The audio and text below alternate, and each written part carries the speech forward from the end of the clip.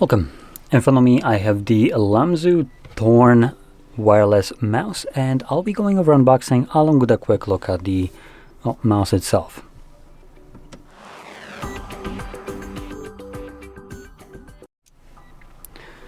Okay, so let's just get straight into this. Before I do open it up, I do want to kind of talk about a couple of features that it offers. So number one is super light. So the actual name right here, super light, is very accurate considering 52 grams is really light. I think at the moment is one of the lightest mouses I think I had here. It also has 26,000 DPI, no lag. Now that's probably inaccurate. Maybe low latency would have been more accurate.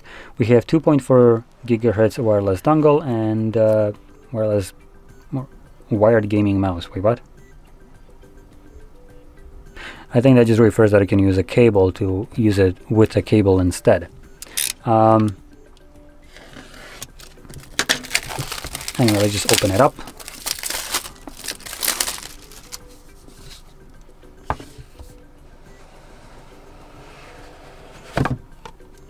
So nothing really in here.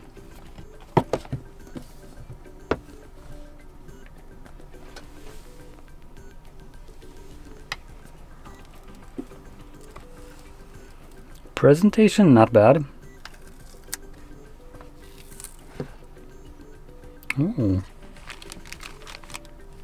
Ooh, okay. Okay, yeah, that's actually not bad. So it comes with a replaceable feed right here. Come on.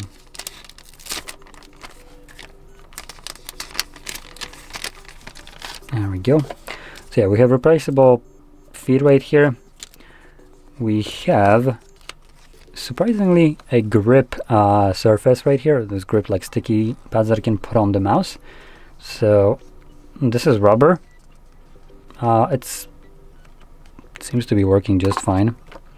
And we have, this looks like it's for the bottom of the mouse, but I'm not 100% sure. Anyway, we also have in here our white braided cable. For some reason it's kind of dirty, meaning there's some blue tint happening right here for no reason, and for some reason it's also, as you can see, angled a little bit. For what reason I have no clue, but maybe I'll see that in a second. And also, what else we got in here? I think this is just a manual. Yep, looks like a manual. And a dongle. That's neat. And this one looks kind of fancy.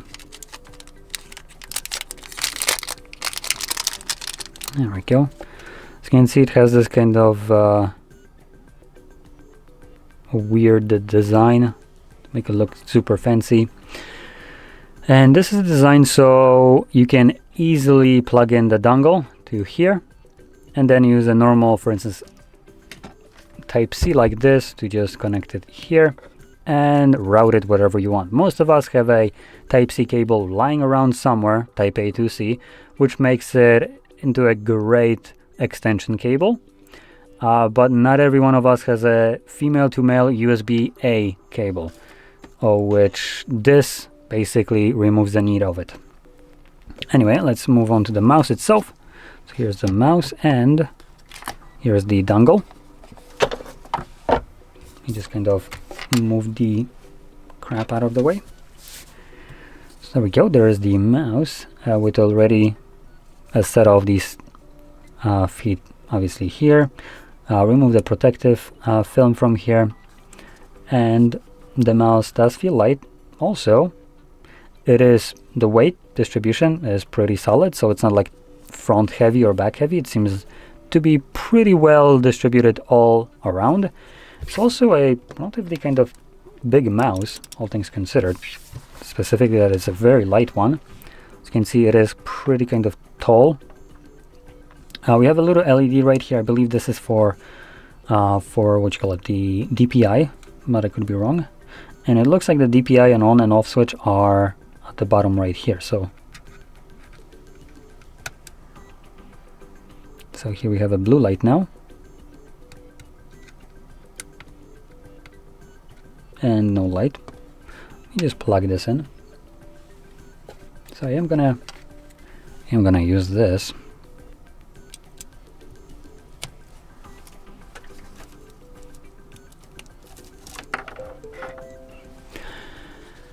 And let's see, does that change? Indeed it does. Oh, this mouse glides even with these pads that are still protecting it. This is like, this mouse just straight up glides over everything.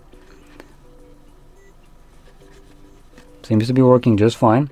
One thing that I also want to point out that I encounter relatively frequently with mice, for some reason, specifically the ultralight ones, is their build quality not being just like perfect.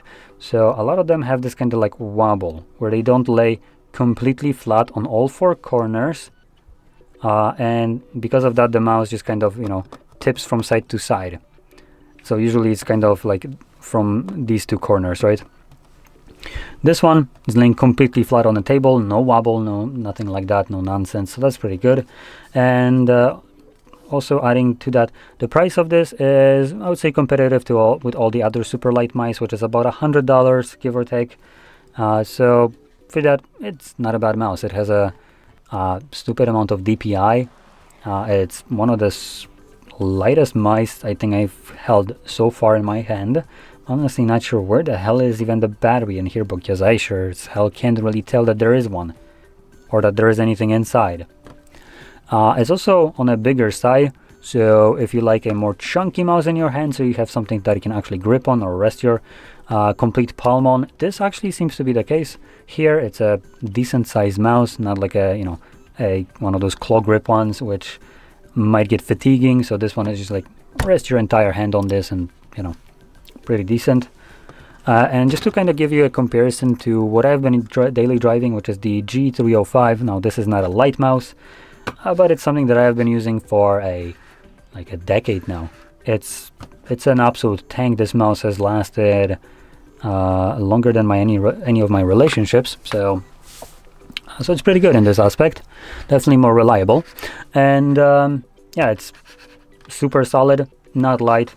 And you can see kind of comparison. This is a relatively, I would say, small mouse, or maybe not small, but like medium. So it's not like super big, but it's also not like, you know, claw grip that you don't have anywhere to put your hands. So it does have a pretty good palm resting area right here, which for me fits really nicely. And just to give you a comparison how this stacks up side by side, maybe by sheer chance you have the same mouse, so you can see how they look like. So this one is definitely smaller, or at least not as tall. Maybe, as you can see, just kind of vanishes under there. So yeah, all in all, seems like a solid mouse. I have no idea how reliable it will be. It's a company that I personally never heard of, but I'm not really, you know, super into niche mice products and stuff like that. So probably the most amount of light mice that I had were pulsar ones. This one honestly seems like a mouse that is trying to imitate a pulsar, just with its own look.